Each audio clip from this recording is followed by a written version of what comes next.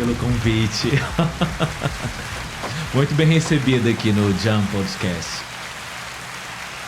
E adorei quando veio o convite para falar um pouco, né, sobre o processo de desenvolvimento aí de um projeto específico, né, do Tertúlia Café, e falar um pouco também da profissão. Eu falei, não, topo na hora, porque...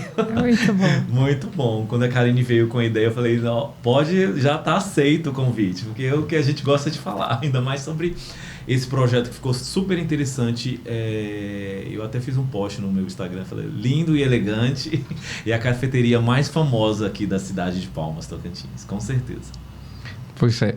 Temos também nossos convidados, já parte de nosso time aqui no Jam Podcast, que é Karine e Tomás. Bem-vindos, você, tudo novamente. Bom? Boa noite.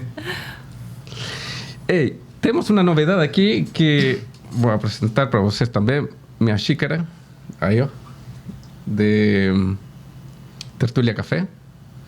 E por que apresento para vocês essa xícara que é muito importante? Porque Tertúlia Café vai virar um novo auspiciador do Jam Podcast, não é assim? Isso. Já virou um novo auspiciador, então Tertúlia Café, o melhor café da cidade de Palmas, está conosco aqui. Realmente um café único, um café imperdível, senhoras e senhores. Aqui na cidade de Palmas, um café de qualidade que vocês podem encontrar em Tertúlia Café.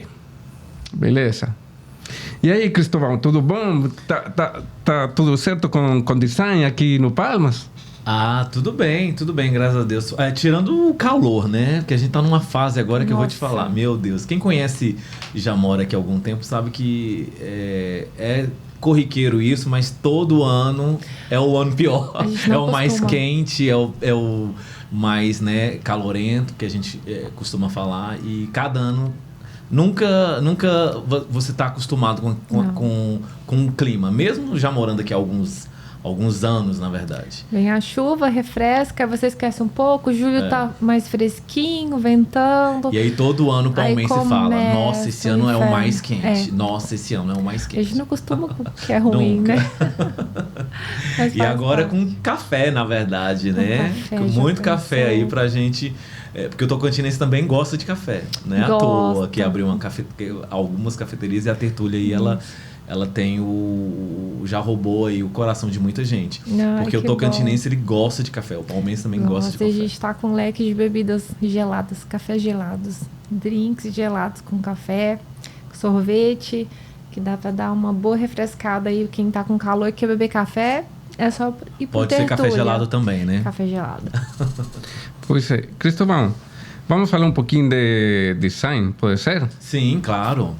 Tô super empolgado aqui. Tá.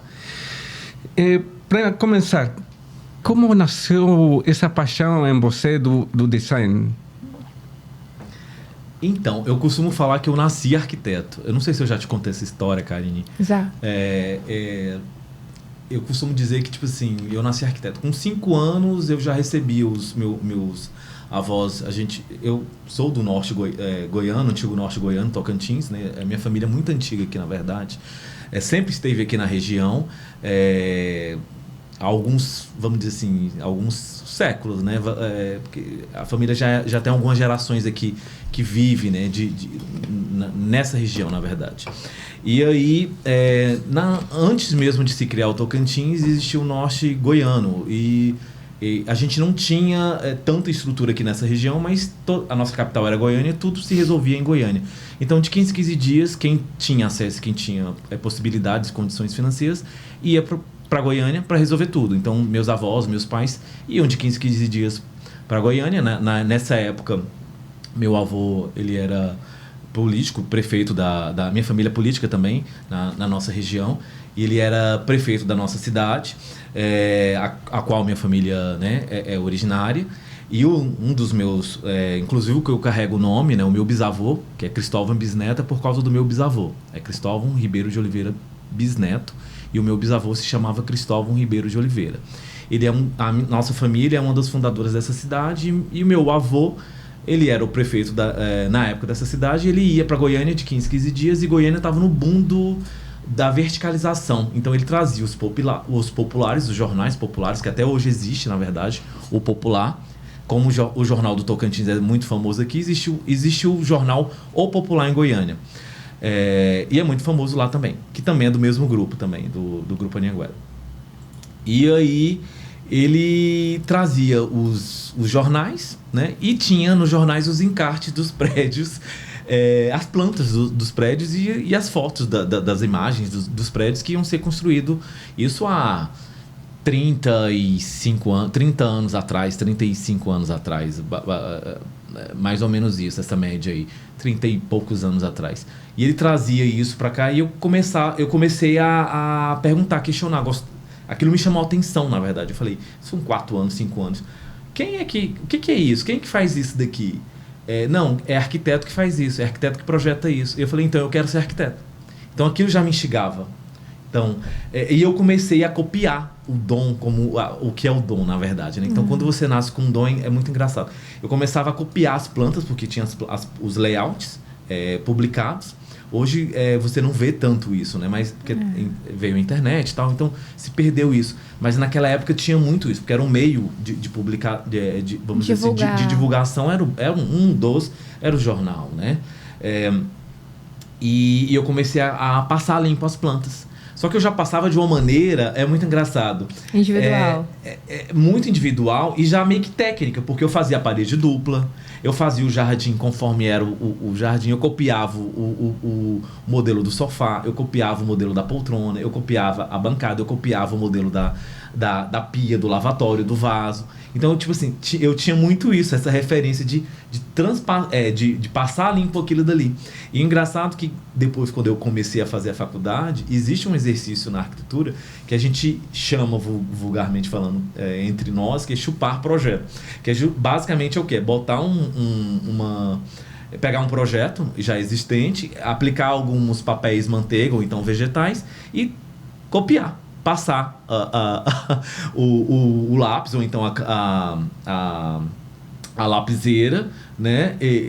Ou então o nanquim por cima, fazendo a cópia e replicando aquele projeto. Isso faz você treinar a mão, a técnica, saber espessura de pena, né? Como representa tal item, assim, né? Sombreamento e assim, e até porque outras coisas, antigamente, né? Tudo era na mão, né? Não tinha tudo era na mão, na verdade. Os programas que tem programa, hoje de computador, ele né? veio para, vamos dizer assim, desenvolver dentro da profissão mesmo de arquitetura de um tempo para cá. 10 anos para cá, 15 anos para cá. Você tinha que fazer tudo manualmente. 20 anos para cá que teve um boom e 10 anos para cá teve um boom maior, que são as referências do BIM, na verdade, do 3D, né? Que você consegue replicar aquilo dali de uma forma tão, vamos dizer assim, em 2D, tanto quanto o espacial. Então, tipo assim, é uma coisa assim, 10 anos para cá. Não é uma coisa assim tão... Eu ainda cheguei a fazer algumas coisas no Nunca. Eu sou formado há 16 anos, vai fazer 16 anos, desde 2006.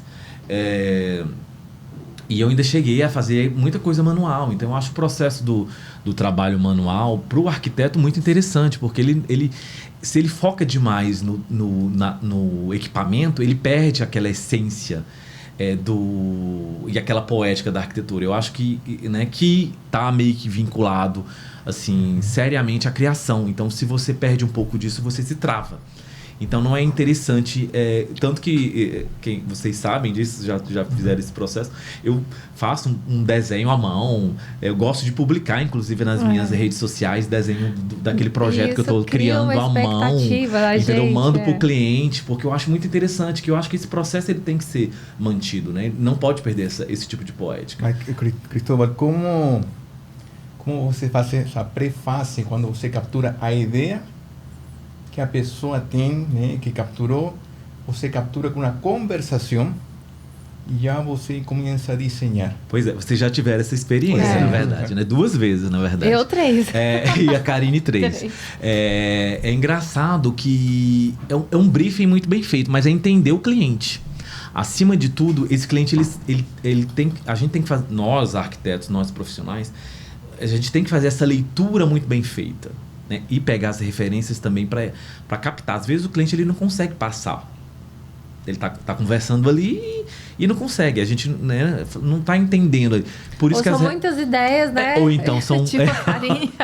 São tipo a Karine, ideias demais. que são muitas ideias, e aí você tem que condensar aquilo dali, estudar aquilo... Exatamente. Interpretar e produzir algo que seja satisfatório.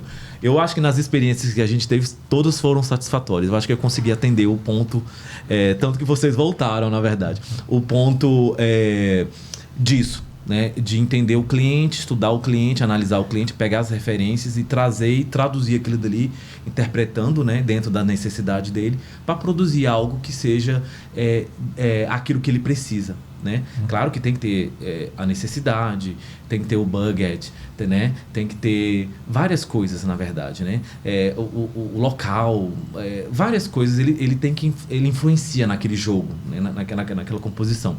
E a gente costuma dizer que o arquiteto ele tem que ser um profissional multiuso, ele tem que ser multifacetado, ele tem que entender de várias coisas, na verdade. Leonardo da Vinci ele já falava isso na época que ele atuava como pintor, escultor, né, arquiteto, né, inventor, né, muito, e tanto que a gente tem, vamos dizer assim, criações hoje no nosso mundo contemporâneo que são ainda referências do Leonardo da Vinci que a gente tem hoje, tipo o helicóptero, por exemplo, que é uma aeronave, né, que é baseada em alguns estudos dele que ele já tinha na época aí, no século né, de 1500, nos anos de 1500, né, no Renascimento, que é a escola que ele participou, que ele ajudou a fomentar aí na nossa cultura, né? Inclusive, é um estilo arquitetônico também. Então, o arquiteto ele tem que ter vamos dizer assim, saber, no mínimo, um pouquinho de tudo. Né? Não que ele tem que ser especialista, mas ele tem que, pelo menos, estar antenado, na verdade. Tem muita paciência também. Também, na verdade. Né? Acho que faz parte do processo. Mas foi o que aconteceu com o nosso projeto, com o nosso Café Tertúlia, que no início teníamos uma ideia, um conceito, né? A gente visitou vários cafés, fomos para São Paulo. Sim. Começamos a formar, digamos, uma ideia, mas não sabíamos que estilo de café que queríamos.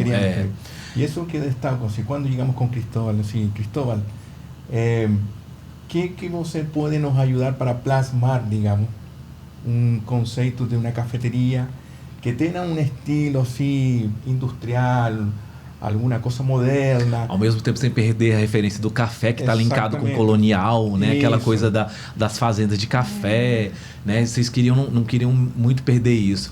E são as referências. Eu costumo falar que nós somos alto, né, Karine? A Karine foi alto e o Thomas assim, foi no nível de pegar referências eu falei, vai atrás de referências, vai atrás de entender qual é o processo do café, porque vocês querem trabalhar com isso, mas não é para chegar de qualquer jeito, é chegar mostrando que realmente... Eu lembro que a primeira vez que a gente conversou, né, e eu falei, eu quero a cafeteria mais bonita de Palmas, a mais chique, eu falei, você né? falava, meu público não quero qualquer...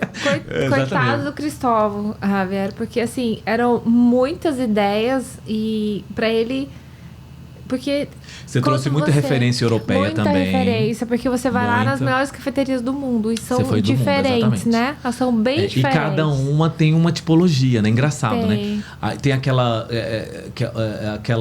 que ficou muito famosa, que acho que hoje ela é conhecida como Green Café, mas na verdade ela tem outro nome, porque ela é coreana. Que ela é toda no sketch, ela parece um desenho, na verdade, que toda printada no sketch. É um tipo de referência. Tem aquela outra que foi uma referência também, que é aquela de rua, que é aquela box que inclusive tem no Japão também, que é a origem brasileira. E hoje ela é difundida no Japão. Aí o Dourado que eu ficava mostrando. Majestic Café, que é teve algumas em Portugal, eu lembro. Portugal, Majestic é espanholas assim, também. Né? Espanholas. E eu pensava assim, meu Deus, como que ele vai conseguir colocar tanta coisa num projeto só? E ele conseguiu... E além de tudo, dá a característica pessoal, né? Porque não pode perder isso também, senão vira cópia, né? E não é o foco nosso. Na verdade, a referência é só pra gente ter o norte, mas ele não quer dizer que a gente vai fazer igual, entendeu? Isso é interessante. Ficou tem que ser diferente, ficou único. Eu acho que a nível Brasil, as pessoas que viajam o Brasil inteiro e me falam, não tem nenhuma, nem parecida. Isso que é interessante. Inclusive de colegas, comentários de colegas seus quando você faz suas capacitações de curso, né? Não, até pessoas que vieram de fora. Tem amigos que falam, acabei de chegar da França, passei minha irmã lá na Espanha. Ela fala, nossa, Cacá, não tem. Ficou um projeto único, né? Verdade. Assim, o Cristóvão fez essa captação, assim. Lógico que também ele peneirou muito, porque assim, quando você tá querendo fazer um projeto, vem tantas ideias, aí você quer tudo. Eu quero isso. Eu quero que tenha isso aqui também. Eu quero... Então... e o engraçado é que, tipo assim, eu já tinha lá na cabeça a visão espacial, né? Que eu consegui, vamos dizer assim, eu tinha um dom, nasci com um dom quando eu tava copiando o bem título dos jornais. E eu falava, quem é que faz isso daqui? É arquiteto. Mas eu também ganhei dos meus pais, acho que com 10 anos, não sei, acho que foi 6 anos, 7 anos, um Lego, 1000 peças. Lego. Meus primos todos brincavam. Até hoje existe esse bendito desse Lego. Era um pote cilíndrico vermelho. Ele existe até hoje. Todos os meus primos mais novos brincaram com esse bendito desse Lego. Ainda tem algumas pecinhas, algumas se perderam. Eu até encontrei com uma prima minha que tô fazendo um projeto para ela, e aí eu comentei com ela falou, eu lembro dele. E ela é mais nova que eu, né? Uma prima minha médica. E ela falou, não, eu lembro. E eu comentei pro esposo dela, falou, todos brincaram com esse Lego. E ele me deu muito, assim, a visão espacial. Porque eu não fazia carrinho, eu fazia casas. Pegava o bendito dos Lego, montava as casas e criava o condomínio dos Lego, da casa com os Legos. Então, a brincadeira era essa. Era a nave, era o Lego. Então, isso me deu E não era a casa chapada, não era a casa só o volume externo. Não, era a casa com a planta mesmo. Você ia ver a sala dentro do volume lá, da maquete do Lego. Tudo separadinho. É muito engraçado. Isso me ajudou demais a ter uma visão espacial. E quando eu cheguei... Treinar isso, na verdade, porque é um dom que você tem que nascer. Treinar isso. E quando eu cheguei para a faculdade, isso me ajudou demais a desenvolver os meus trabalhos de faculdade.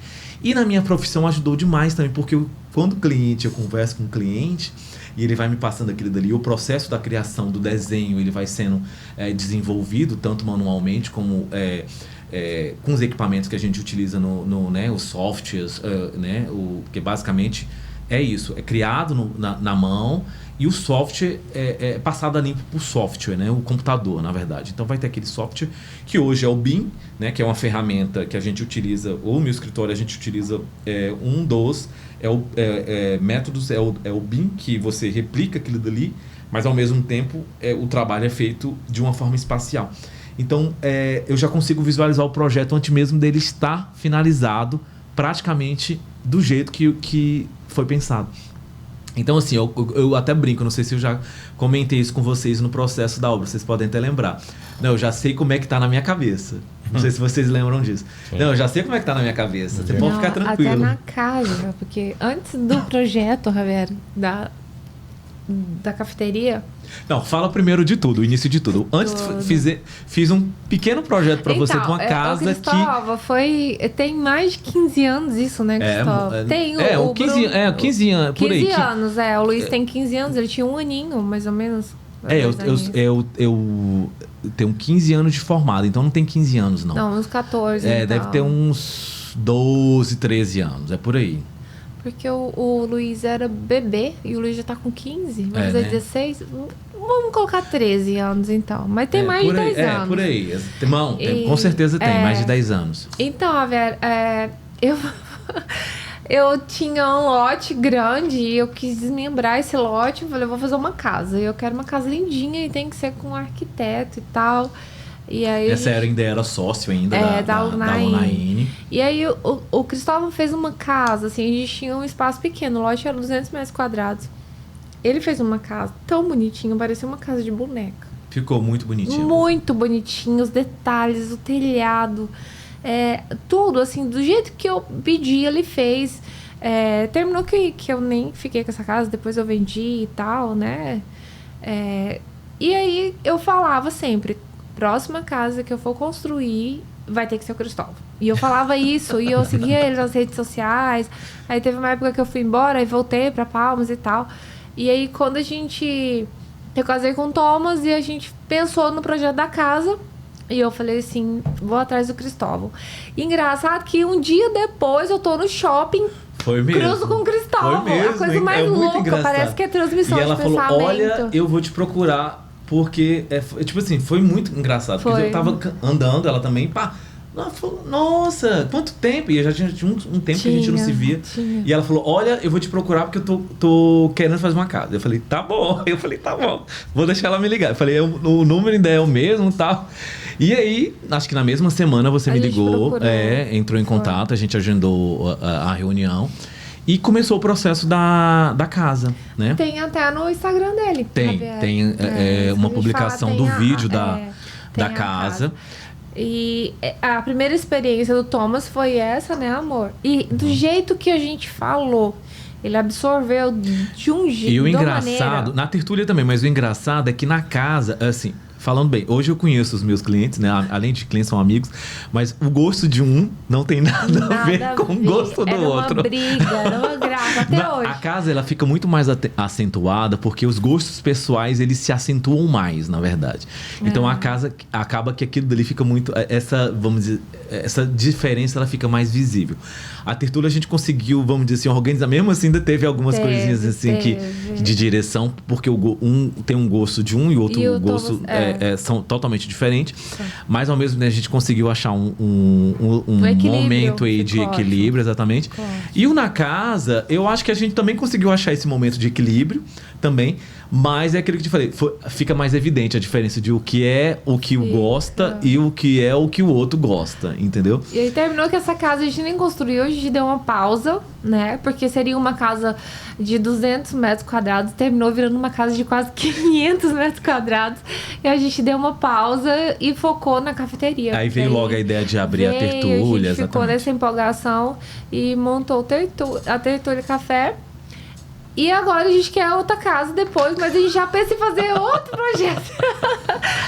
Mas um ponto importante de Cristóbal também que eu destaco, além do projeto arquitetônico, é a parte de decoração. É o completo, né, na verdade. E isso a mim me chamou a atenção porque a iluminação, com todo o que é a parte viva, né, do projeto, né, e a estética, tem que ter um equilíbrio. Sim, é verdade. Então, como que você conceptualizou isso? Como que tua experiência te deu essa... Eu ia perguntar isso para ele, porque como você tem essa sensibilidade de conectar com o cliente, entende? Eu acredito que é a técnica, claro, nem todo profissional ele é assim, vamos dizer assim, de entender o cliente, às vezes ele está focado no devaneio dele, né? Porque tem isso também. A gente meio que cria o projeto e esses dias eu escutei de uma lojista. Ela falou, não, ele fulano tal... quem falou, fulano... Não, ele cuida dos projetos como se fosse dele, na verdade. Foi uma coisa assim, mais ou menos. E sim, a gente entende o arquiteto como, vamos dizer assim, como reprodutor do espaço, na verdade. Porque quem cria... é Deus, né? O natural, o ambiente, na verdade, ele já vem criado, né? A terra, né? O mundo, o universo, ele já vem criado. Então, o papel do arquiteto não é criar, na verdade. Eu até me expressei assim como criar, mas é reproduzir o espaço. Então, tudo que a gente faz, essa maneira de reprodução, já existe na natureza. Então, é uma cópia da natureza que a gente faz, mas adaptada aí para a sociedade, né? Sociedade humana, na verdade. A mesma coisa é o paisagismo, a mesma coisa é o interior, a mesma coisa são as casas, são os edifícios, os monumentos. E vai assim, modificando conforme as tendências. Se você né? for analisar bem, tudo existe na natureza, de alguma maneira. Se você for pegar bem, o ser humano, a sociedade humana, ela passou a existir, habitar, na verdade. Algo como o uso de chamar aquilo de casa, o povo fala com 300 mil anos, né? São os humanos, os neandertais, até os Homo sapiens, no período que ele habitava a caverna, na verdade, que ele começou a habitar as cavernas, né? A partir dali, ele começou a ter uma ideia do que, vamos dizer, do que é o lar, na verdade, né? Aquela função de uso para moradia, para habitação. E se você for analisar tem a referência daquele usuário, né, dos nossos antepassados que usavam aquela caverna, aquela gruta como moradia nas nossas casas atuais. Se você for analisar e destrinchar, tem, né?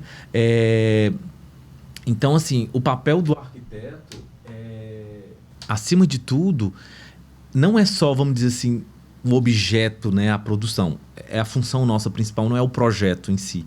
A função nossa principal é o objeto arquitetônico. Ele tá, vamos dizer assim, ele está concluído e aquilo dali é o produto do arquiteto, né?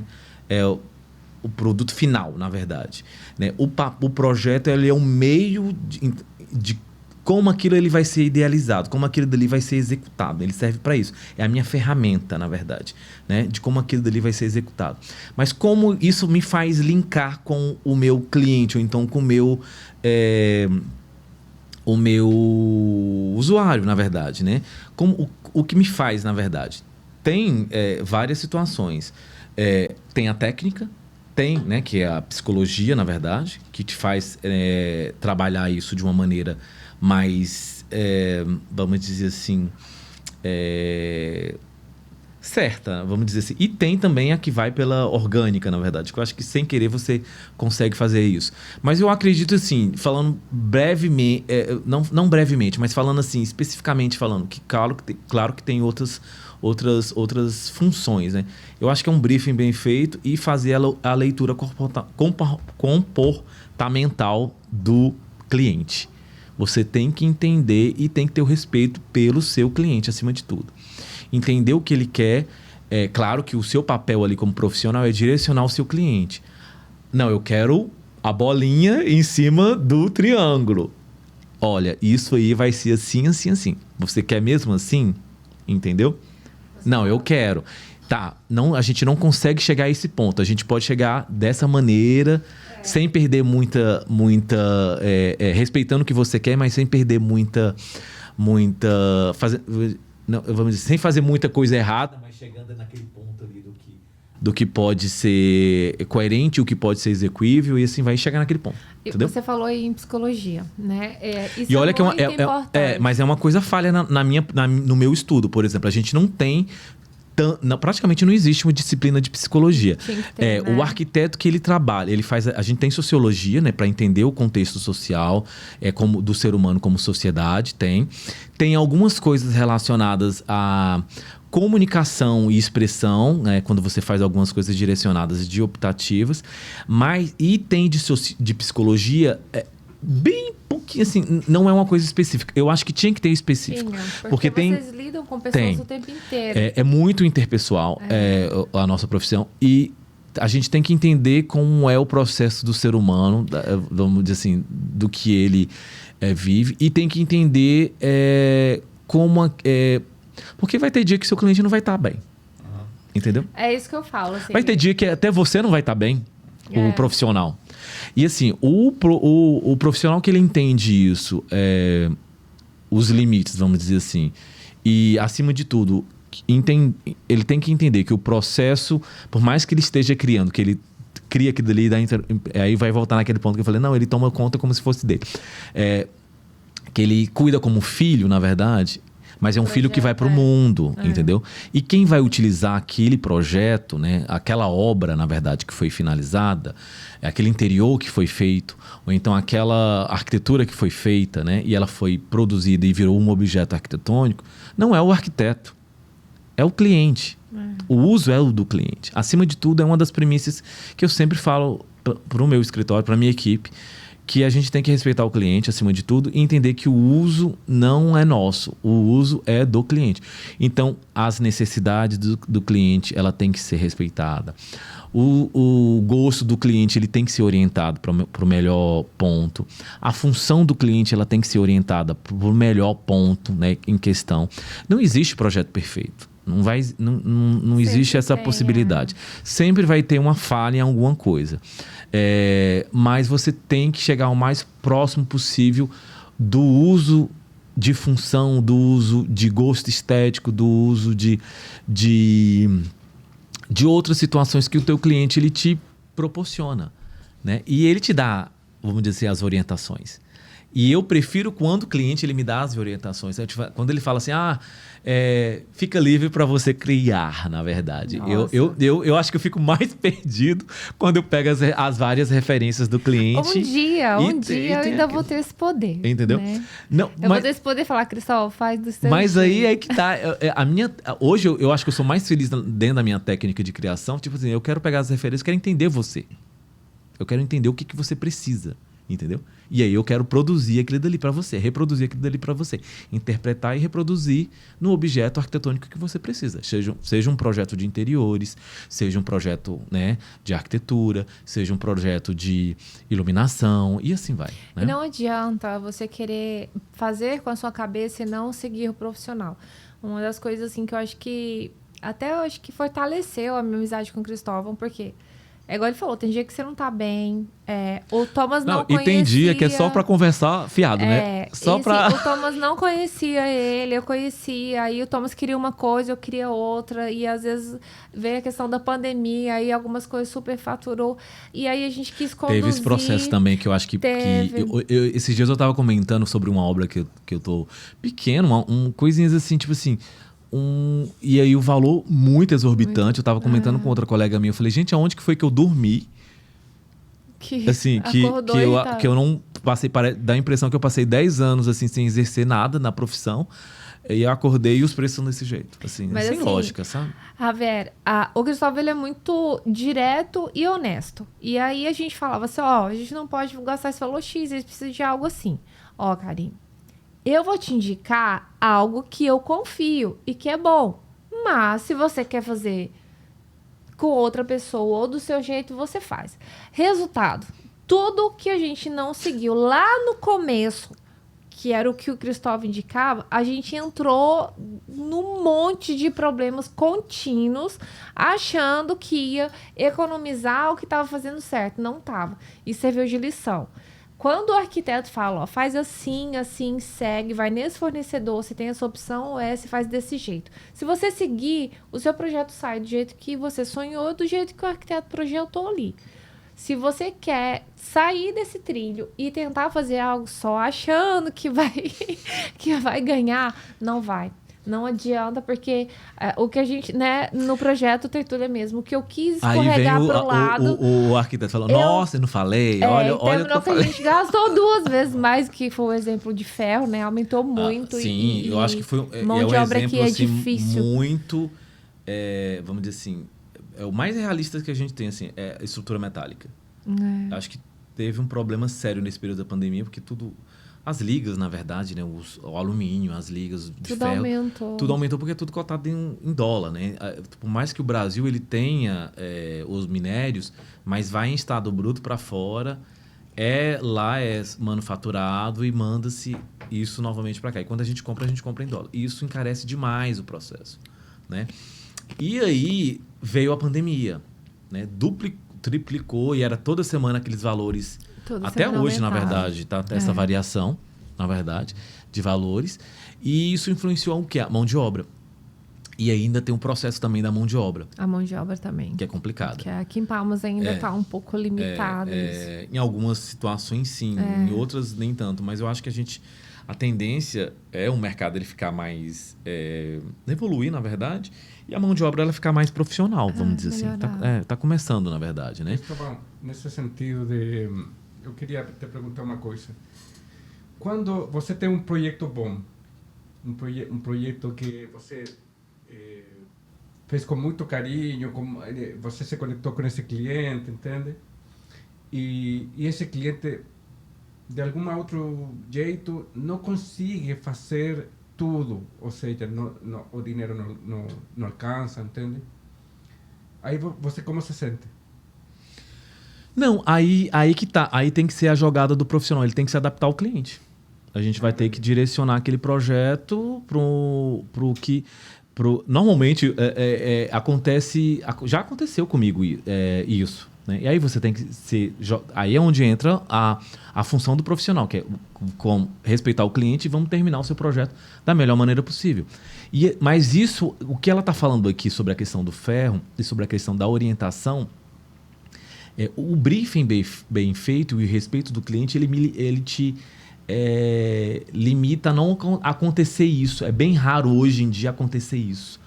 Por quê? Porque você entende o seu cliente lá na fase inicial. Você não vai impor coisas que o seu cliente ele não tem condição de adquirir. Entendeu? Sim. Não existe isso.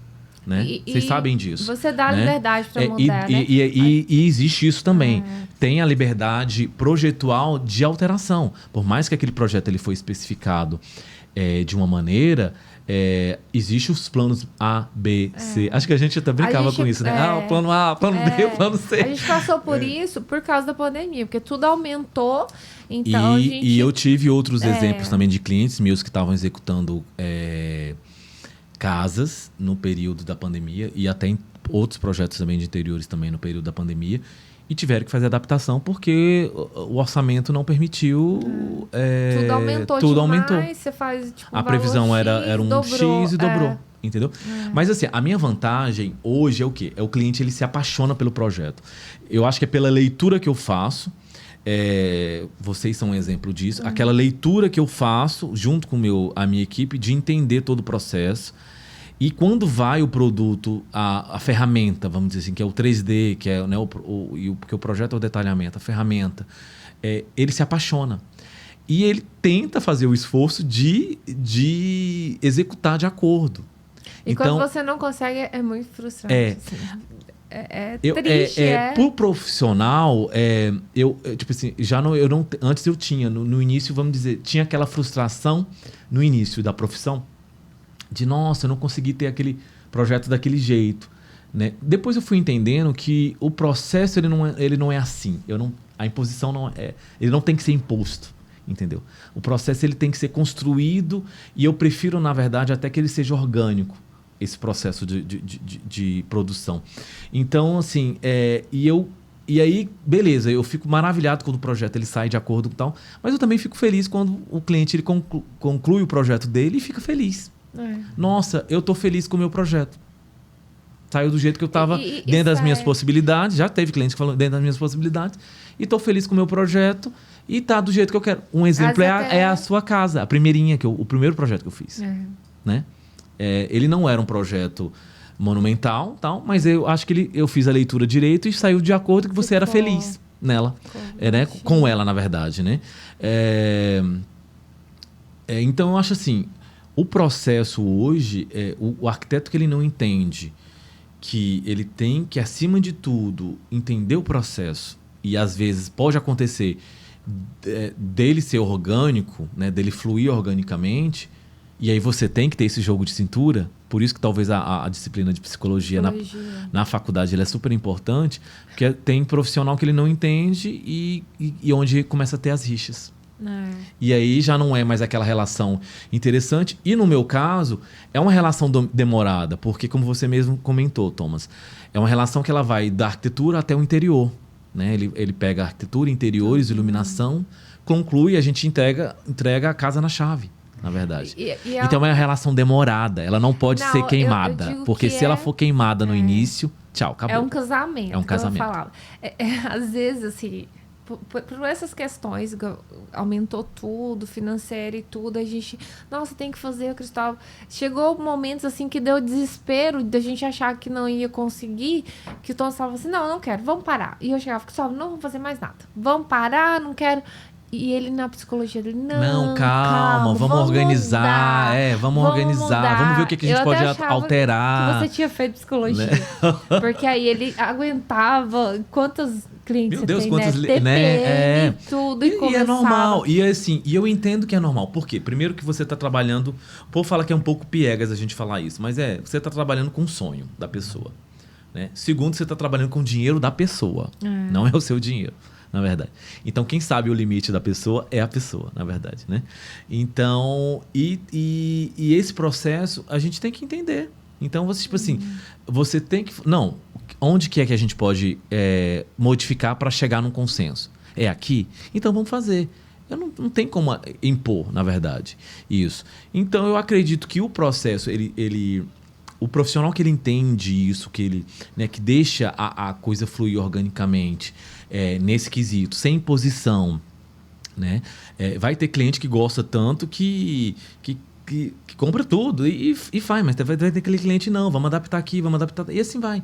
Mas a maioria faz, tipo assim, 80% dentro do projeto. E tá tudo bem. O projeto, E depois finaliza. finaliza. Ele te dá essa liberdade também, Javier, né? De falar assim, Né, olha, se não dá agora, depois você finaliza. É aquilo que eu acho que eu já comentei. Não, com outros clientes também. Falei, não, uma casa, ela não é um comércio, não é um negócio, tudo bem. Às vezes ele tem que ficar pronto de imediato.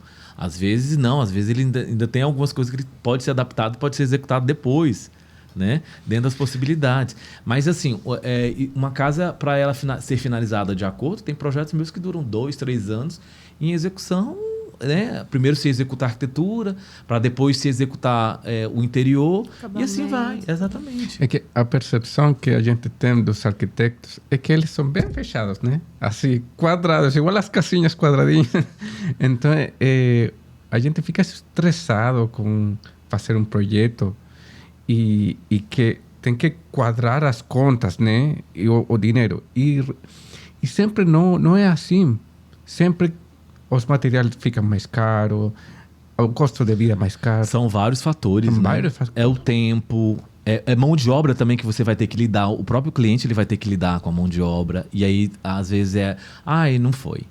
Já passamos por isso lá na Tertúlia, Já. né? Te atrasa as etapas. Uma coisa que é programada, que ela tá para fazer depois daquela etapa que o cara te atrasou, vai te influenciar. Então, aquilo vai criando um estresse entre o cliente, entre a mão de obra, que o próprio profissional ele tem que ser sábio, e na verdade, e saber lidar, na verdade, né? Porque ele sabe que às vezes ele precisa até do próprio fornecedor lá, porque senão quem vai executar? Não tem outro. E aí o cliente está brigado com ele e você tem que saber lidar com aquela situação e organizar para o negócio fluir, né? E tem arquitetos e arquitetos, né? Eu Tem falo isso assim, é um também, casamento, assim. tem isso também. Eu virei amiga do Cristóvão aqui, não é puxando saco, nada. Mas, assim, não é todo arquiteto que te indica todo o caminho, né? Que fala assim, ó, é melhor você comprar em tal lugar, é mais barato assim, o cliente tal, esse aqui é um bom encanador, mas você tem a opção desse, esse aqui é um ótimo eletricista, vai fazer. Tem a opção mais desse. Então, assim, ele te dá toda essa assistência, né? E tipo assim, você vai adquirindo isso nos anos de profissão, né? Quem funciona, quem não funciona, aí você vai filtrando. Você não se sente perdido. Isso é muito bom. E dependendo não são todos arquitetos que fazem não, isso. Não. Aí Aí depende muito. Tem arquiteto que só está interessado em projetar e te entregou o projeto pronto. Acabou. E fala, agora você contrata uma consultora, um consultor e se vira. E o processo, eu acho que ele perde alguma coisa, porque às vezes aquele produto final ele pode ficar corrompido de alguma maneira. E aquilo ali, por isso que eu gosto de participar de todas as etapas, e é até um dos motivos que o escritório ele tenta pegar tudo esse sentido aí, por causa da compatibilização, e isso vai interferir demais no produto final do que você está criando. Por exemplo, se você não pensar bem como vai ser o interior daquela arquitetura, como aquela janela vai influenciar no seu interior, pode te dar um peteco. Como aquela iluminação vai, né, pode te dar um peteco. Eu acho que eu posso falar isso, né? O meu Instagram é um exemplo, o Instagram do meu escritório é um exemplo, sites, as publicações que eu já fiz é um exemplo. Os meus projetos são projetos conceitos e personalizados. Você não vai ver nenhum projeto igual ao outro.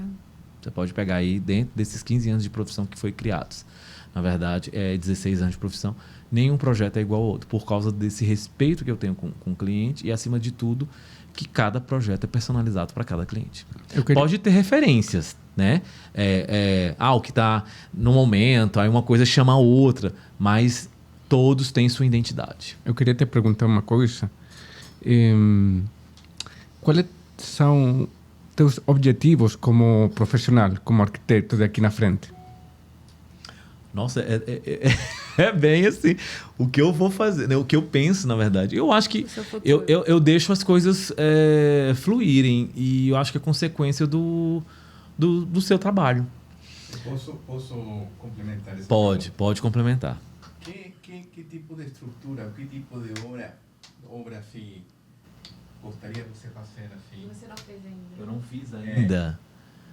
Nossa, eu acho... Eu sempre tenho essa questão, né?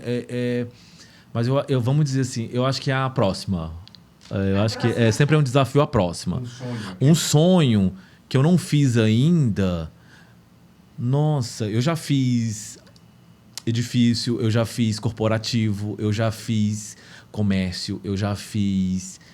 Eu não fiz escola ainda, mas já, de alguma maneira, já, né? Porque esse curso é escola, na verdade. Já fiz escola, na verdade.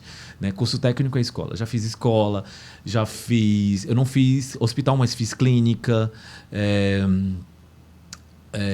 odontóloga, médica, tal. Eu acho que... Eu vou te falar uma coisa que o sonho do Cristóvão estudante... O que o Cristóvão estudante pensava? Porque o Cristóvão estudante, ele nunca pensou em ter um escritório. Ele nunca pensou em trabalhar com... nesse tipo de trabalho. O Cristóvão estudante, ele era sonhador no sentido de que ele pensava que ele ia viver da arquitetura dele projetando projetos monumentais para concursos de arquitetura. Sabe, aqueles museus grandiosos, aquelas pontes grandiosas, bibliotecas nacionais grandiosas. Ele achava que ele ia ser isso. Talvez ele pode ainda ser isso, na verdade, né? Porque eu costumo degrau que a gente tá construindo, né? Então, aquele degrau ainda não parei. Então, eu não cheguei ainda onde eu quero. Porque cada dia é um degrau, na verdade. É uma experiência diferente. É uma experiência diferente. Por isso que eu falo que cada projeto é um projeto diferenciado, porque cada projeto é uma experiência. Cada projeto é um tipo de cliente, cada projeto é um tipo de perfil que você está executando. Pode ter a demanda que você faz mais. Tipo, eu faço mais casas. No momento eu estou fazendo mais casas. No momento eu já fiz mais apartamentos. Mas falemos, que o que mais gosta em você fazer? Pois eu acho que por isso que eu falo que eu nasci para ser arquiteto, porque tudo da arquitetura eu gosto. Que é muito. Ou seja, a arquitetura é muito. Eu acho que qualquer área da arquitetura que eu me encaixasse para fazer naquele momento, eu acho que eu estaria feliz. Porque eu sou realizado no sentido de fazer o que gosta. Né? Por isso que eu falo que é consequência. As publicações, os prêmios que vieram são consequências de um trabalho. Né? Os Prêmio Nacional, publicações nacionais que eu já fiz, mostras nacionais, né? Até internacionais, que é a Casa Com, a internacional, que eu já participei, é a consequência do seu trabalho, da sua plantação que você está criando ali, né? Do seu portfólio, e ele está te dando uma consequência de você ter uma marca forte no mercado, de você ter uma marca difundida no mercado, né? E assim vai, de você ser conhecido, né? no mercado, e assim vai. Eu vou falar por fora, assim, que eu acho que é uma coisa que você gosta muito, e o dom, além de projetar e tudo, eu gosto, assim, do jeito que você transforma também algumas coisas, alguns projetos. Eu entendi, Você eu gosto também.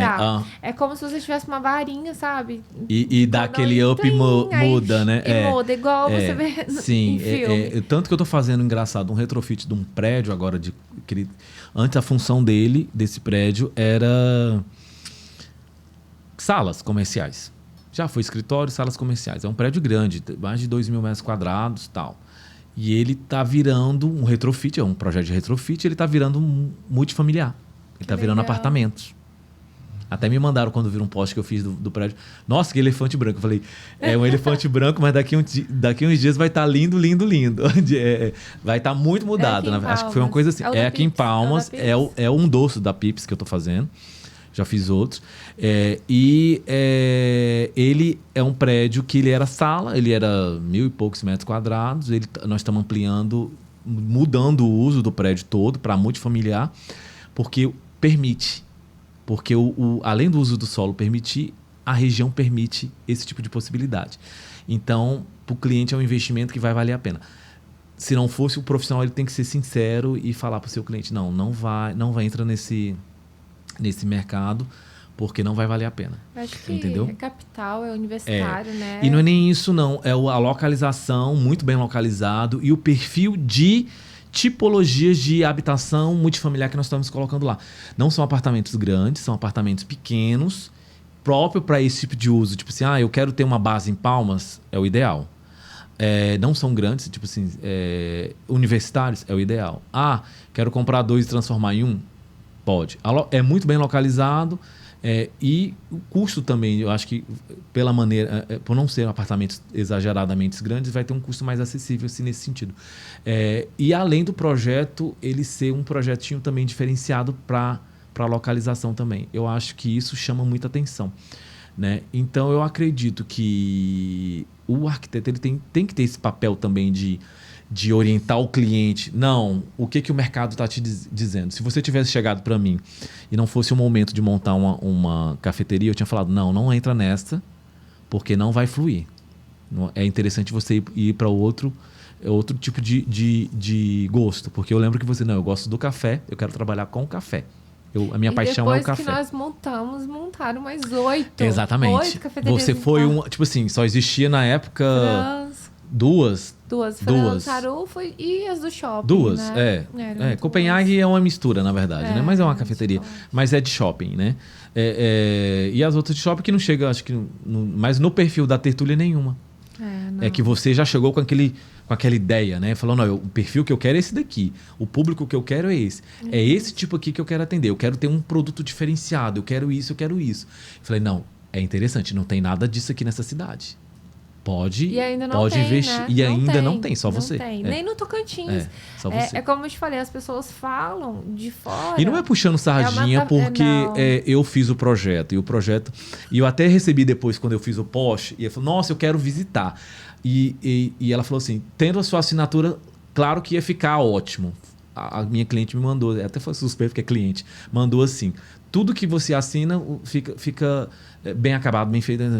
Aí eu falei, engraçado, o contexto de entender é isso. E no Tocantins não tem nada igual ainda. Não, entendeu? Não tem, eu acho que...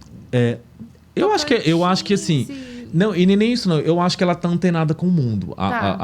É uma cafeteria que em qualquer parte do mundo... Ela se inseria em qualquer parte. E não é porque eu fiz o projeto, não. Não é porque eu fiz o projeto ou porque vocês são meus clientes. Não. É porque eu sou viajado. Vocês sabem muito bem disso. Muito. E aonde eu já fui, é bem difícil também ver algo próximo. Cristóvão, o jeito de conhecer muitos países, seguramente você conhece. Sim. Isso dá uma outra visão? Ajuda demais. Ajuda. O arquiteto ele tem que ele tem que interagir com o mundo. Ele tem que conhecer o mundo. A Europa a primeira coisa que eu fiz foi ir para a Europa. E aí foi engraçado, que era uma aula de história da arquitetura. É muito engraçado. Porque assim, eu prefiro a Europa do que os Estados Unidos. Eu já fui algumas vezes para os Estados Unidos, para a América. É legal? Mas em termos de... E eu sou mais assim nesse... quando eu vou, eu crio o roteiro para visitar museus. Tal lugar tem esse museu, eu quero ir. Então eu quero visitar um museu, quero visitar um monumento tal, quero visitar para entender aquele processo, quero andar mesmo, flanar, que a gente chama, pela rua para entender a cidade. Então eu quero usar aquela cidade. Então, tipo assim, não é só o consumismo, não é só, eu vim aqui, tô aqui, beleza. Não, eu quero entender, vivenciar aquilo ali que eu tô, de uma forma, eu sou turista, claro, né? Não vou ter aquela vivência de morador, de usuário, né? daquela cidade, mas eu quero sentir um pouco aquilo dali. Então, eu já fiz isso em várias cidades que eu fui pelo mundo. E tipo assim, sem usar tipo assim, quando vem, vamos andar de táxi, eu prefiro usar um metrô. A gente usa mesmo o táxi quando não tem, ou então quando o processo é mais rápido, né? Mas o metrô, o uso do transporte público, na verdade, quando você visita qualquer cidade, ele te dá a sensação de entender aquela cidade. A experiência eu sou urbanista também, né? Além de arquiteto, eu sou urbanista. Então, a experiência de entender aquela cidade, de entender o contexto do que o morador passa, do que o usuário do transporte ele vai passar, como onde tem aquele sei lá, aquele bar que às vezes ele usa para happy hour, né? Uma vez eu fui pro Rio e eu tava andando a primeira vez que eu fui no Rio, eu tipo assim, o Rio tudo é distante também, e onde eu fiquei no centro. Eu falei, não, vou ficar no centro para me entender o contexto do centro, né? Então eu tinha que me deslocar ou de táxi ou o metrô praticamente não existe no Rio, porque hoje tem 2 linhas, deve ter 3 linhas no máximo. Mas quando eu fui, acho que em 2010, era uma linha na época. né? E eu falei, não, vou andar nessa linha para me entender, mas eu andei também de coletivo, então até andando no próprio táxi, você via aquele movimento da cidade. E eu falei, não, eu tenho que parar e entender o movimento e andar no meio dessa pessoa para me entender o movimento da cidade. Só que um pouco disso me resgatou. Eu falei, não, é perigoso. Aí eu falei, não, eu vou ficar não vou também exagerar. Já era noite, não vou. Mas eu achei assim, a cidade viva, sabe? Então, quando eu vou em qualquer cidade, São Paulo, Rio, tanto brasileira como fora também, Buenos Aires é um exemplo também, cidade viva, sabe? Entender a cidade. Eu acho que o papel do arquiteto urbanista é muito isso. Então, tipo assim, quando o Javier falou, as viagens são importantes, são primordiais para o arquiteto. Ele tem que ser um profissional viajado, não adianta. É um investimento que você tem que fazer. Ele absorve várias fontes de inspiração. Ele absorve várias fontes de inspiração, várias fontes de entendimento da cidade, de entendimento da arquitetura também.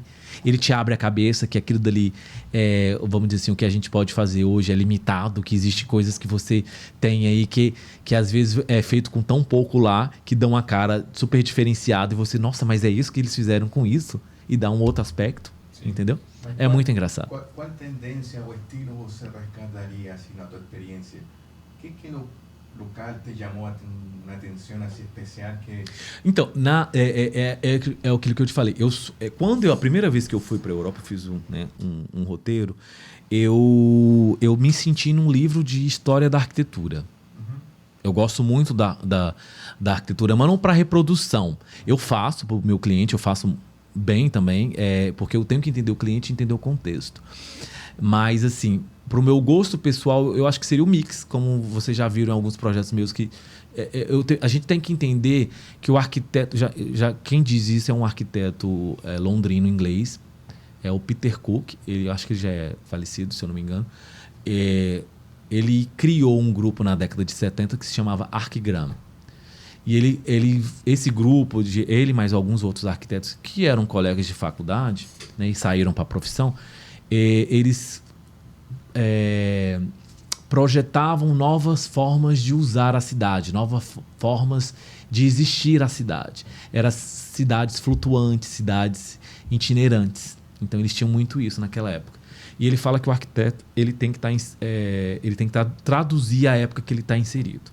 A gente tem que ter o respeito pela arquitetura clássica, antiga, né? A neoclássica, a clássica, a gótica, a romana e tal. Mas eu tenho que entender que eu estou produzindo contemporâneo.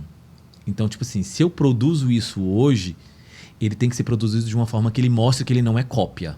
Porque já fica cafona, já fica piegas. Porque essa história de, eu quero ter uma casa clássica. Você pode ter uma casa clássica, mas você tem que entender que aquela casa sua não é um palácio. Entendeu?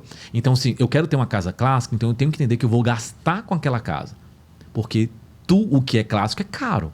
Então, eu vou botar um piso em mármore, eu vou ter coisas adornadas em ouro, né, em dourado. Não é a cópia, porque senão fica cafona. Entendeu?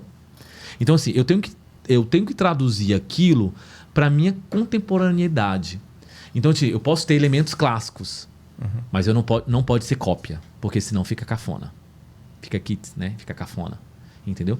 Então, eu tenho que entender que eu posso ter aquilo, mas de uma certa forma que aquilo me traduz de uma maneira que é uma referência ao passado, mas ele não é a cópia do meu passado.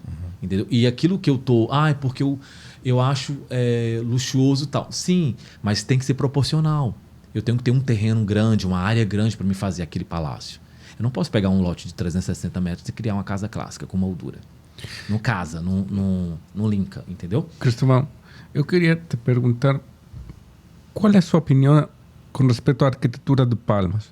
Agora, eu estava pesquisando umas casas aí, e todo mundo está fazendo casas de 180 metros quadrados de terra, e as casas bem pequenininhas, né? Quadradinhas, bem bonitinhas, mas com pouco espaço de lazer. Qual é a sua opinião com respeito a isso? Às vezes, quando ele não pega o terreno e divide em dois, né? Tem muito isso também. Tem muito isso também. Isso é especulação, né? Especulação, que é o mal da cidade. Porque, assim, hoje em dia a especulação em Palmas é muito forte, tem muito vazio urbano. já melhorou bastante, na verdade. Veio a verticalização, talvez não era para ter vindo nessa época, mas já veio. Verticalizou muito rápido. O boom de Palmas em termos de verticalização é de 5 anos para cá. Em 7 anos a gente tem uma quantidade... Então, meu Deus, demais. E engraçado que a galera, no período da pandemia, estava saindo dos prédios, não estava aguentando mais, alguns estavam vendendo e indo para casa, entendeu? E assim vai. E tem muito essa questão também, Javier, do vendável, do que é comercial. É o perfil que é comercial aqui na cidade. É aquela casa de 3 quartos, uma suíte, sala americana, com a cozinha conjugada, né? Banheiro, às vezes tem um lavabo, às vezes não tem. E elas ficam, varanda na frente, uma área de serviço no fundo. E elas ficam nessa média aí de 150 a 180 metros quadrados. Sim. É isso, é o perfil comercial, que é vendável. E aí você vai procurar o valor, e aí eles jogam o valor lá em cima. Especulam o valor dessa casa. Não são materiais de primeira, são materiais medianos, que não vale aquilo que eles cobram. E joga o valor dela, onera ela em um valor muito alto, porque eles querem ter rentabilidade. Às vezes o construtor daquela casa, ele tira mais de 100% de lucro em cima dela. Acontece. Acho que é isso, quando eles desmembram 2 lotes. E acontece deles fazerem isso também. Os benditos das geminadas, né? Que são gêmeas, que pega o lote, terreno, subdivide, desmembra ele em 2 e fazem 2 casas e vendem também. Entendeu? Acontece também. Porque eles querem lucrar em cima. Né? Acho que tem toda uma questão também. A gente é uma cidade de funcionários públicos, né? Tem isso também. E o perfil. Por isso que o perfil. Então, mas assim, esse tipo de casa agora, eu não vejo tanta alta nela por causa que o programa que financiava isso não existe mais. Minha Casa e Minha Vida, que era um programa da Caixa, voltado para habitação média nesse tipo de porte, ele não existe mais. Não existe. Eu tenho algumas colegas arquitetas que elas trabalham na Caixa e teve uma que foi me explicar. Mudou o sistema, agora você tem que fazer um grau de investimento, se eu não me engano, de 20% do valor da obra e ela é orçada num padrão médio, médio-alto. Não existe aquele padrão mais médio, médio-baixo, que Minha Casa ele era considerado. Então, assim, o valor de investimento ele fica muito alto. Então, hoje em dia, você não consegue executar casas nesses perfis. Eu acho que elas existem e os valores estão mais altos, mas por causa do mercado mesmo. Mas assim, que o funcionário público ele tinha acesso sei lá, no período que tinha o Minha Casa, depois ele até mudou o nome de programa, se eu não me engano. A facilidade que era nesse período era diferente, era maior. Agora, né? E aí teve um boom desse tipo de tipologia de edificação naquela época. Hoje eu quase não vejo mais. Eu digo assim, pelo que até a procura, que eu já fiz algum tipo desse tipo de situação, de casas geminadas, teve uma época que a gente já fez, tipo, fazia algumas, entendeu? Fazia muitas. Hoje já não tem tantas assim, você não vê tantas assim no mercado. Eu não sei no mercado imobiliário como é que está hoje. Eu sei que tem muito apartamento para vender e tem muita casa única para venda também. Só que todas são com valores exorbitantes, especulados. E assim, casas de condomínio mesmo, terrenos de condomínio mesmo, valores assim altíssimos, né? Isso tudo é especulação. Comenta-se muito que é a questão do momento que a cidade está vivendo. Que Palmas está mudando essa forma você consegue fazer esse tipo de captação, porque você tem um negócio e você vai entender como é que é o processo de compra do seu cliente lá. Está mudando muito essa questão do que era funcionário público apenas, que Palmas vivia apenas daquilo dali, há uns 5 anos atrás, 10 anos atrás, e hoje já tem uma mistura mais de serviço no meio, e o agronegócio está entrando muito em Palmas. Bastante. Você está vendo isso hoje, deve ver muito isso no seu negócio, na Tertúlia, entendeu? Não só o agro, a parte de saúde também, de medicina, a quantidade também de tá virando um polo, né? Um polo. Também. Aí a gente vê essa questão do poder aquisitivo. Mas essa questão do mercado tá mudando. Já tem umas pesquisas que algumas construtoras estão fazendo aqui na cidade. E aí eu vou voltar na questão da tipologia. Por exemplo, quando teve o boom da verticalização da cidade, tinha-se prédios com poder aquisitivo maior de apartamentos maiores estavam se construindo, de 200 e poucos metros quadrados. Tal. Hoje já mudou a tipologia, já são apartamentos menores, mas também mais caros, Mais caro. exatamente, mas menores, entendeu? Por causa que o mercado ele tá mudando. Então, assim, tá existindo um apartamento, um por andar, existe. Mas aquele valor que você pagou há 5 anos atrás, com certeza vai ser o triplo hoje. Hoje Porque, você tá pagando um apartamento de 80 metros quadrados. exatamente, exatamente. E aí você vai, talvez, comprar numa orla da vida na praia. Hoje você já não vê mais apartamentos de 1 por andar ou então de 2 por pavimentos lá. Não tem. Entendeu? Lá são apartamentos menores, porque o perfil mudou. Mas assim, não deixa de ser apartamentos caros, por causa da localização. Então assim, a especulação ainda é um pouco forte aqui. É um pouco não, é muito forte aqui. Então ela influencia muito nessa questão do mercado e da tipologia. Existe ainda as casas geminadas? Existe. Os preços ainda são, vamos dizer assim, mais acessíveis? São, porque é aquela questão. Mas eles não eram como nesse período há algum tempo atrás, porque a demanda do mercado era maior, entendeu? Mas vou te falar uma coisa assim, bem certa. Ou seja, se eu vou morar numa casa geminada, é como morar em um apartamento. Exatamente. É um apartamento. É um apartamento que está no terreno. Quando eu fazia os projetos de casa geminada, eu me preocupava de ter essa questão do conforto acústico. Então, a parede que dividia com... Mas nem todo mundo se toca também, né? E entende que tem que ser os processos. A parede que dividia as casas duplas, a parede era dupla, ela tinha uma camada de proteção acústica para não ter esse tipo de... E mesmo assim ainda tinha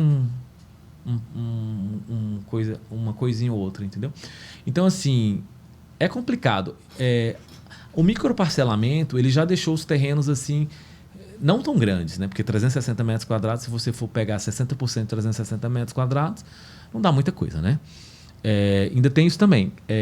Esse tipo de tipologia de casa de 150, 180 é porque o uso do solo ele te obriga a fazer isso, porque a taxa de ocupação do terreno é determinada para aquele percentual. Aí você ainda pega aquele percentual e divide por 2, aí elas ficam menores ainda. Entendeu? Então a gente tem o plano diretor da cidade, tem as leis de uso do solo para cada quadra, né? E cada terreno tem... É como se fosse uma certidão de nascimento. E o Código de Obra. O Código de Obra, ele norteia como é que vai ser aquela construção. Mas o uso do solo, ele vai te direcionar como vai ser elaborado aquele projeto. Isso não é padrão em Isso todas as cidades, não. Não. Em Palmas é padrão. Cada quadra tem o seu uso do solo.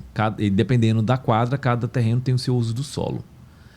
Mas tem cidades aqui no Tocantins que não tem ainda, mas existiu quando tinha o Ministério da Cidade, o Estatuto da Cidade, ainda existe, na verdade, o Estatuto da Cidade, que ele direciona todos os municípios a terem o uso do solo.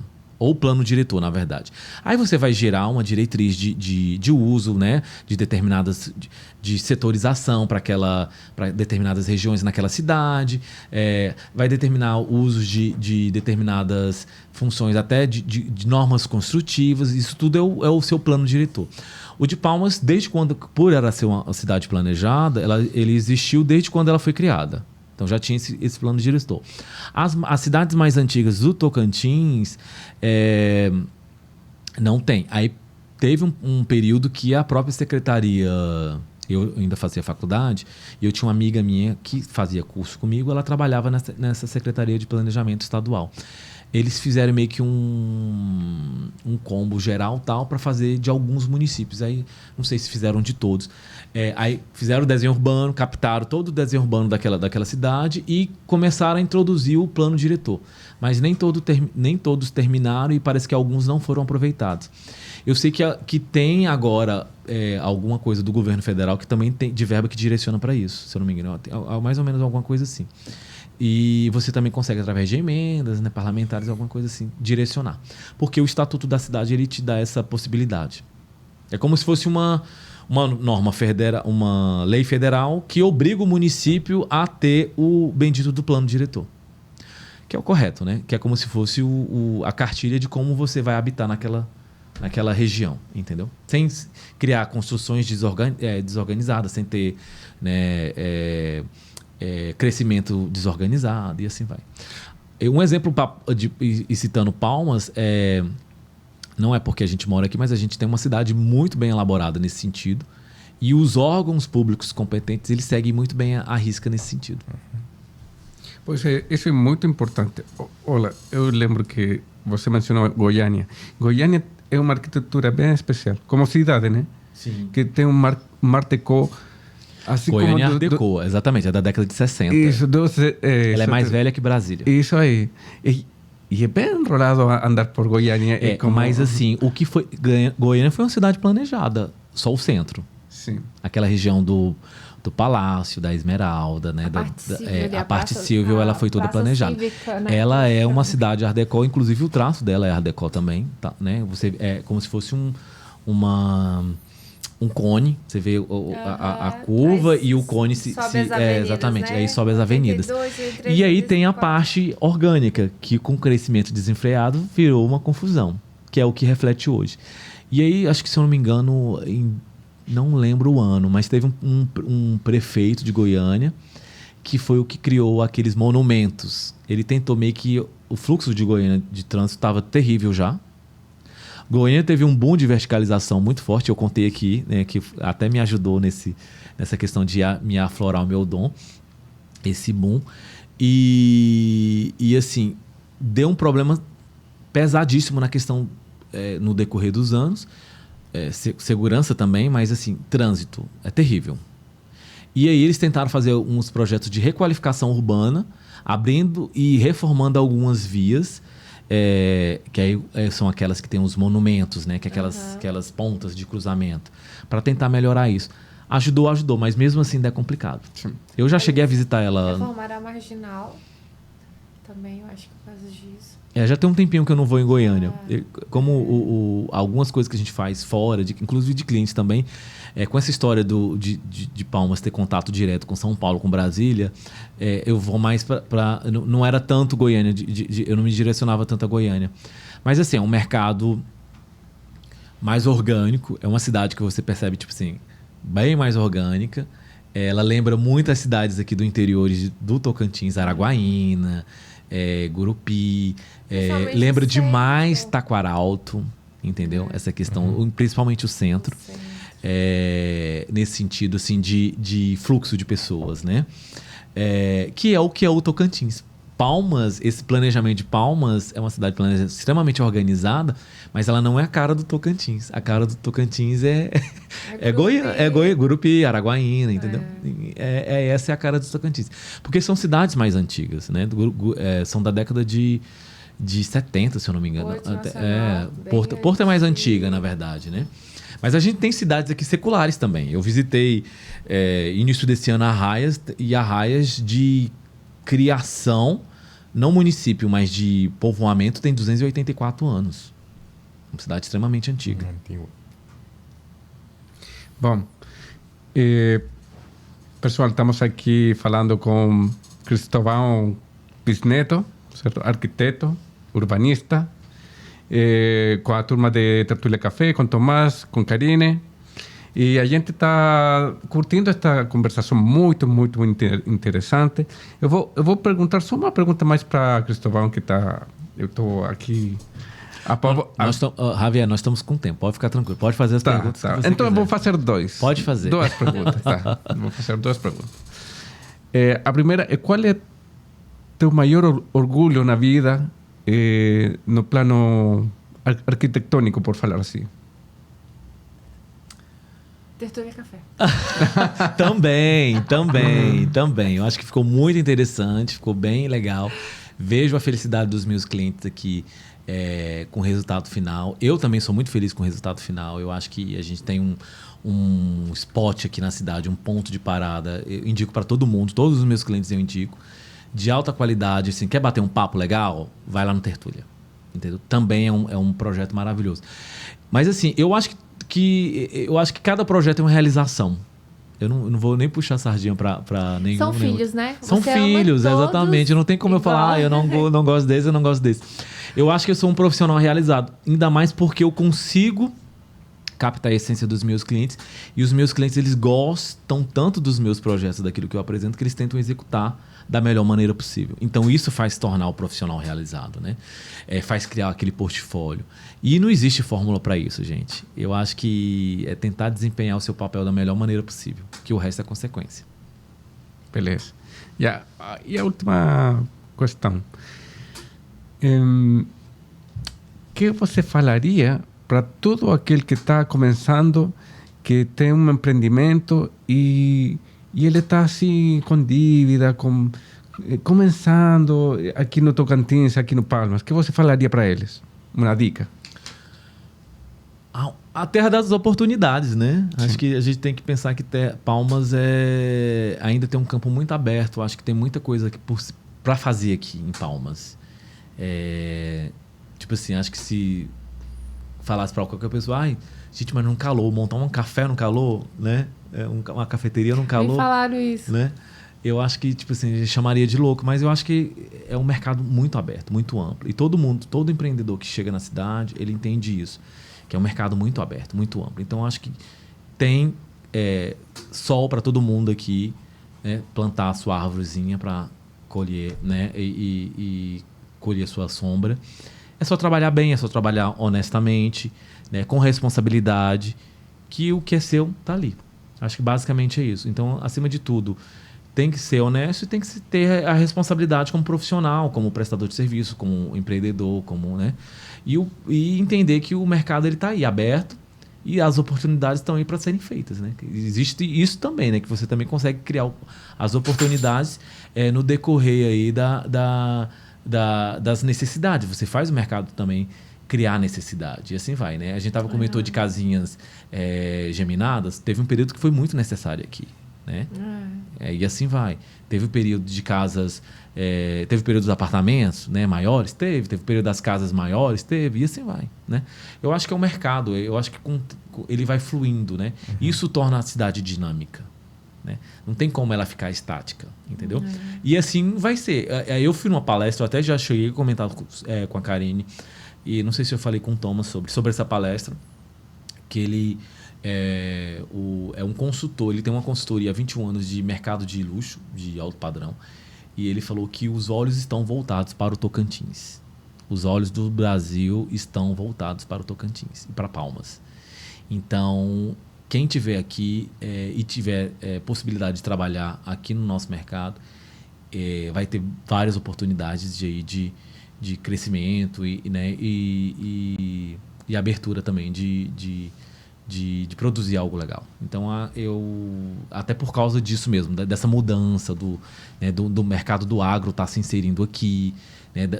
Palmas está se consolidando como a capital, né, do Tocantins, aqui, a base, na verdade, não só do Tocantins, mas dessa região, né, de suporte a isso, né, que antes era... Bem no centro, e a gente está bem no centro, exatamente. E é uma posição muito bem estratégica. É a capital mais nova, exatamente. A gente tem muito espaço. Planejada, tem espaço, tem segurança, tem estrutura, né? Não só estrutura, todo tipo de estrutura, a médica, a de lazer, né? A de transporte, né? E assim vai. E também os nossos recursos naturais, né? Que além de tudo é uma cidade extremamente linda. A natureza é linda, né? A natureza muito bonita, vários pontos assim de observação e de uso também natural, né? De riquezas naturais. O lago, a serra, as cachoeiras, né? O nosso cerrado em si, né? Várias situações que a gente... né? Certo? E outra coisa também, Palmas está no centro e ela está virando uma região metropolitana. Não sei se vocês já chegaram ou entenderam como é que vai ser esse processo. Porque perto de 3 cidades que têm pontos importantes, que é Paraíso, está extremamente ligada com a BR-143, que é uma rota de fluxo muito forte.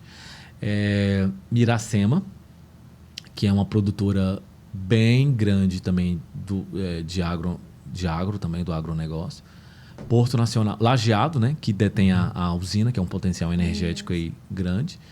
E Porto, também, que está muito forte aí nesse segmento também do agronegócio. Exatamente.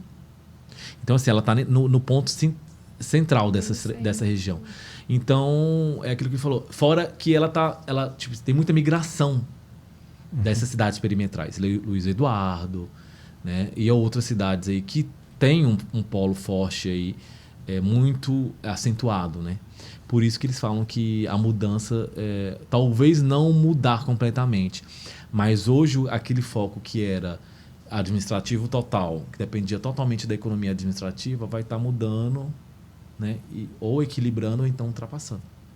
Não que vai deixar de existir, não tem jeito. É a sede do poder, né, estadual, né? A gente escutava, Cristóvão, que seria uma cidade horizontal, lembra? Lembro, ela foi planejada para isso, né? Que não teria prédios. Ela foi planejada para ser uma cidade de ter, no máximo, 4 pavimentos, primeiramente, os edifícios. Eu tive um professor que ele foi na minha faculdade, que ele é um dos coautores do plano diretor da cidade. Do desenho urbano e do plano diretor. Você acha que vai continuar ainda essas rotatórias? Eu acredito que sim. Eu acredito que sim. Porque ele já está dando congestionamento. Eu acredito que sim. Porque a ideia deles, na verdade, é que o mercado interno de cada quadra fosse forte.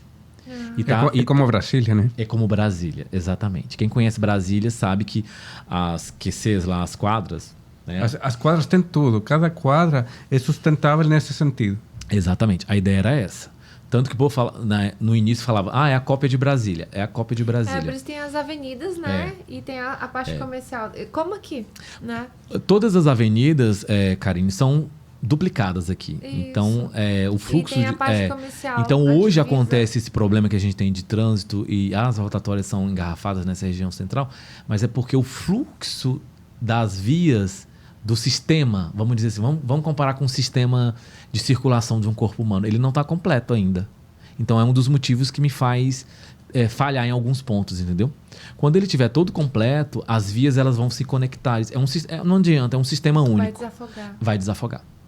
Porque, assim, ao invés de eu tenho um amigo meu que mora na Orla, e ele diz que trabalha em posto de saúde, é médico, trabalha acho que 1.400, 10 minutinhos, ele vai por dentro aqui, ó. Já abriu essa via, essa avenida? Ele vai por dentro. Então, a tendência é essa. Cada um pegar a sua via e chegar mais perto na sua via. Não ir para a principal, que é a Teotônio, e desafogar pela principal. Você entendeu?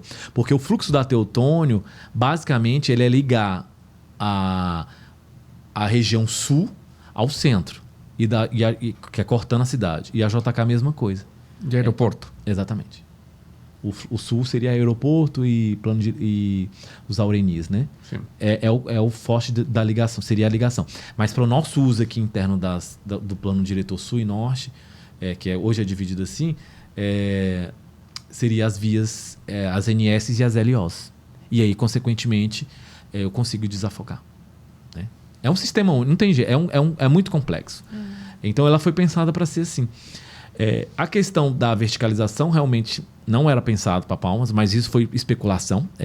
Valorizar aquela área 50 mil vezes, por exemplo, entendeu? E aí revender aquela área na quantidade que eu preciso, na verdade. E aí ganhar dinheiro em cima disso, que é basicamente o que está acontecendo. Né?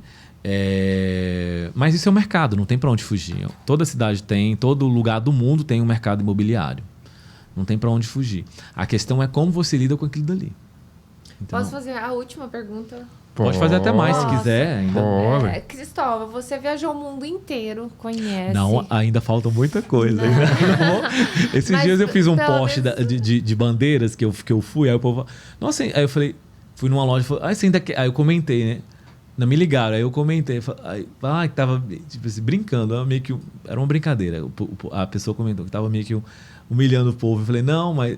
Eu falei, mas eu gosto. Mas você ainda quer viajar mais? Eu falei, não parei ainda. Eu só parei por causa da pandemia. Eu falo o mundo, pelo menos as principais cidades. Sim, se for pensar bem, eu já dei uma volta, um círculo, na verdade, no globo. Já fiz um círculo, né? Se for pensar os pontos que eu já visitei. Os principais. Tanto na Europa, como nos continentes, América, Europa... Brasil também, sabe que você já viajou em vários locais. Também, então, assim, você é viajado, tem competência, você tem esse feeling. Por que você decidiu ainda continuar em Palmas? Minha família é daqui, boa pergunta. né? Boa pergunta. Nem eu sei, na Ele verdade. tem potencial Nem eu pra sei. estar numa grande cidade como São Paulo e tal, né? O potencial que você tem não Então, é porque eu sou sua cliente, sim. mas por que ficar em Palmas? Eu falo isso porque mesmo que a gente está em crescimento, que é a capital mais nova, termina que o número de clientes, lógico, pelo número de habitantes, é mais menor, restrito. é menor. É menor. Eu acho que foi uma consequência, é aquilo que eu falei anteriormente. O Cristóvão, o estudante, ele pensava em trabalhar, em ganhar grandes concursos e viver da arquitetura dele com grandes concursos, fazendo parceria com o escritório. Ele nem pensava em montar escritório, na verdade. Aí uma coisa puxa a outra. Aí eu me formei, aí eu fui trabalhar como funcionário público durante 3 anos da minha vida. Me deu assim, sou muito grato porque eu trabalhei num departamento de construção, de ampliação e reforma de escola na Secretaria Estadual de Educação. Isso me deu uma bagagem assim de conhecimento técnico que a faculdade não me ensinou. Eu tive um network até com outros profissionais ali de grandes, inclusive alguns desses profissionais hoje eles prestam serviço para mim como engenheiros, né? Assim, esses dias eu encontrei com um muito experiente, assim, um conhecimento assim espetacular, e a gente ficou trocando informação, tá? E relembrando essa época que a gente trabalhava junto, ele está fazendo junto comigo um projeto que estamos executando. E acho que foi uma consequência, na verdade. E aí, aquilo dali depois, logo veio, eu comecei a pegar clientes naquele meio, foi o meu network que começou. Comecei a pegar cliente naquele espaço. E depois veio a necessidade de abrir um escritório. Aí eu conheci minha sócia, na época era minha sócia, né? Fazíamos pós-graduação, eu conheci ela, vamos abrir. Inicialmente nem era para dividir clientes, nem lucro, nem nada, era só de despesa. Depois virou um combo só. Depois eu desfiz a sociedade, né? Aí eu, como sócia ainda, falei, a gente precisa pegar mais clientes, a gente, né, tá investindo no escritório, então vamos fazer mostras de arquitetura. Na época tinha Mosarc, que era meio que um formato casa-cor. Assim, me ajudou também bastante, sou muito grato aí também a Mosarc e a idealizadora da Mosarc também, por ter aberto esse espaço de expor meu trabalho ali, que também ajudou também. É uma maneira de você criar publicidade e atrair mais clientes, né? E aí foi uma consequência. Aí, beleza, aí você tá ali, aí você tem que, né, já começa a trabalhar e vem mais clientes e vai criando um ciclo que você, quando você percebe, você tá totalmente inserido naquela situação. Aí foi criando, foi se trabalhando a marca, foi se galgando, foi se conquistando.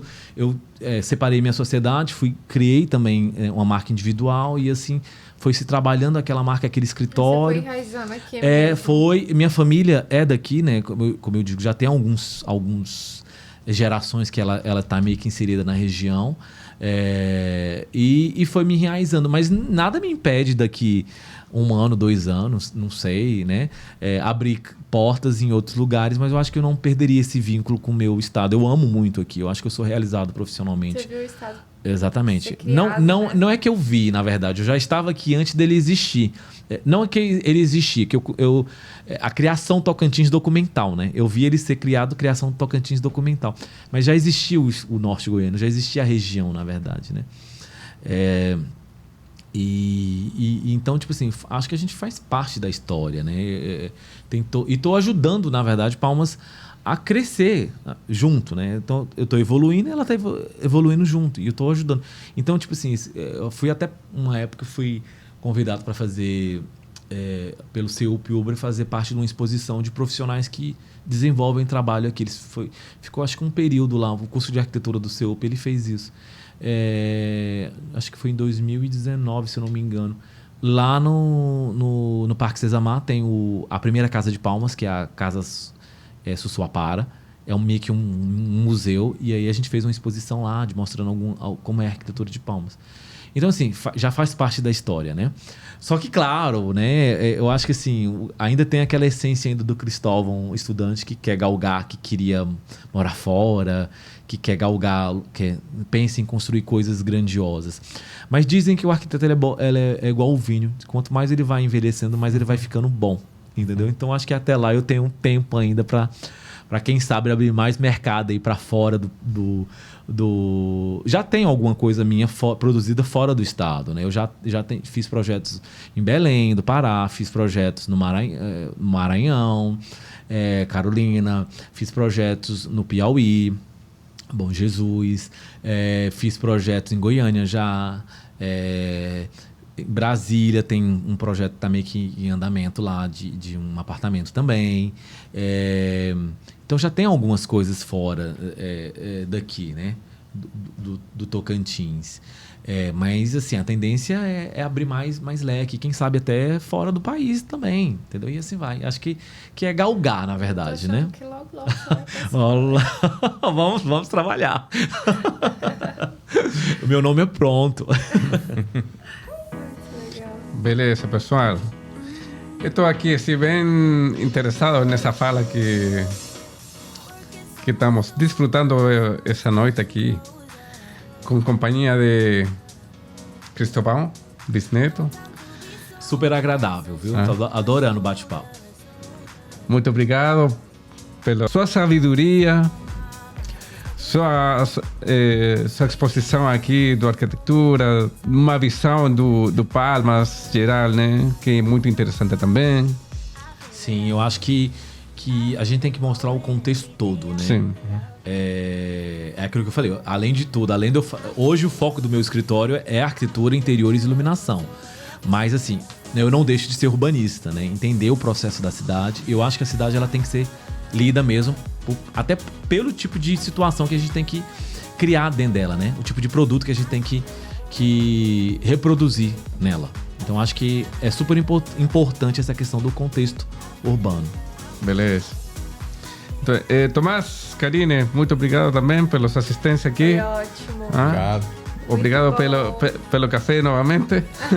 E esperamos ter mais café nos próximos episódios do Jam Podcast, porque, povo, vamos ter mais convidados, vamos ter muito mais conteúdo para vocês. Eu quero lembrar uma coisa: se quer você fazer conteúdo aqui digital, Jam Podcast está disponível aqui com assessoramento para você fazer seu próprio conteúdo, tá bom? Então, obrigado pela sua assistência. Palmas Empreende, lembre-se, empreendimento é tudo. Então, obrigado, gente. Até a próxima.